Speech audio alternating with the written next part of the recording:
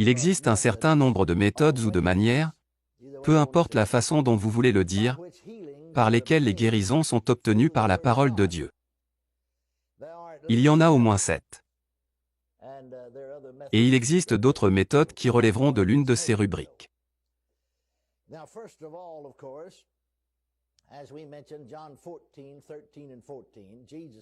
Tout d'abord, bien sûr, comme nous l'avons mentionné dans Jean 14, 13 et 14, Jésus a dit, le grec dit littéralement, « Si vous demandez ou exigez quelque chose en mon nom, je le ferai afin que mon Père soit glorifié. » Comme observateur occasionnel, vous penserez qu'il parle de prière ici, mais ce n'est pas le cas.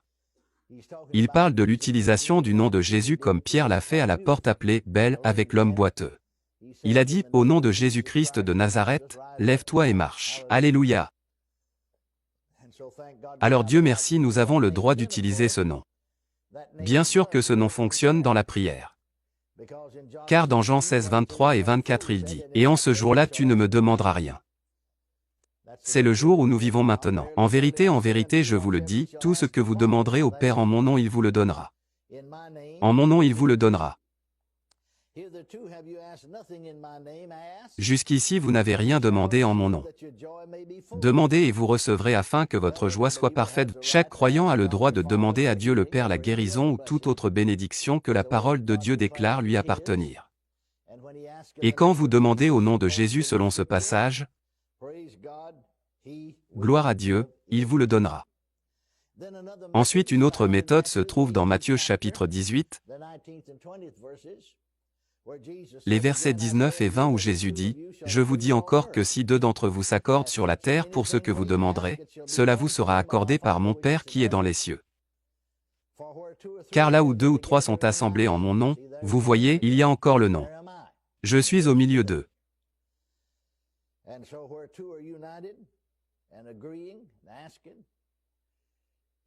Et ainsi là où 2 sont réunis et d'accord demandant au nom de Jésus la guérison, louons Dieu, nous y avons droit. Vous savez, il est parfois difficile de mettre les gens d'accord avec vous. Vous n'allez pas guérir quelqu'un si vous croyez qu'il vivra alors qu'il croit qu'il va mourir. Il n'y a pas d'accord sur ce point.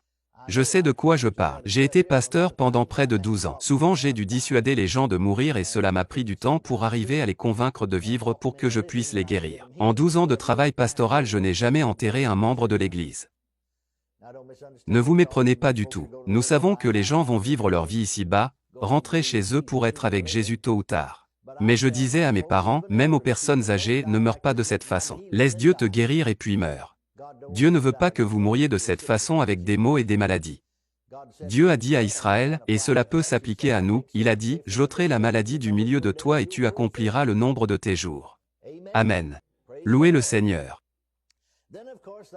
Ensuite, bien sûr, ce grand texte classique trouvé dans Jacques 5, 14 et 15. Quelqu'un parmi vous est-il malade? Qu'il appelle les anciens de l'Église et qu'il prie pour lui en loignant d'huile au nom de Jésus. Et la prière de la foi sauvera le malade et le Seigneur le relèvera. Et s'il a commis des péchés, ils lui seront pardonnés. Remarquez encore que c'est au nom du Seigneur. Louez Dieu. Ensuite, Marc chapitre 16 dans la dernière partie du verset 18 dit, « Ils imposeront les mains aux malades, et ils seront guéris. » Qui sont les « ils » dont il parle? Ils imposeront les mains aux malades. Si vous lisez les versets précédents, il a déclaré, « Allez par tout le monde et prêchez l'évangile à toute créature. Celui qui croira et sera baptisé sera sauvé, mais celui qui ne croira pas sera condamné. Et voici les miracles qui accompagneront ceux qui auront cru. » C'est donc de cela qu'il parle quand il dit « ceux ». Il s'agit des croyants. Les croyants imposeront les mains aux malades. Ainsi chaque croyant a le droit d'imposer les mains aux malades au nom de Jésus. Maintenant nous savons bien sûr que Dieu utilise les gens parfois d'une manière spéciale, mais cela relève aussi de l'imposition des mains. Par exemple, la Bible dit que Dieu a opéré des miracles spéciaux par des mains. Ce sont les mains de Paul. Afin que de son corps, vos mains font partie de votre corps. Donc, en mettant les 2 versets ensemble, on pourrait supposer que Paul a posé ses mains sur ses vêtements où il est dit que Dieu a opéré des miracles spéciaux par les mains de Paul. Afin que de son corps, et vos mains font partie de votre corps, ont été apportés aux malades des mouchoirs ou des tabliers, et les maladies les ont quittés et les mauvais esprits sont sortis d'eux. Louez Dieu. Mais voyez-vous, cela relève toujours de l'imposition des mains, Dieu merci. Eh bien oui, mes frères et gains, là c'était Paul. Non, ce n'était pas Paul, c'était Dieu. Vous voyez, c'est là que nous le ratons souvent. Nous disons, ouais, Paul pouvait faire cela parce que Paul était un apôtre. Paul ne l'a pas fait. Il est dit que Dieu avait opéré des miracles spéciaux. Il ne dit pas que Paul a opéré des miracles spéciaux par la main de Dieu. Il a dit que Dieu a opéré des miracles spéciaux par les mains de Paul.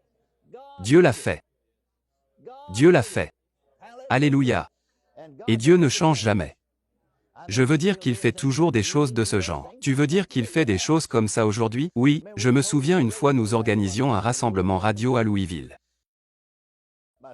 Mon gendre était alors chef de bureau.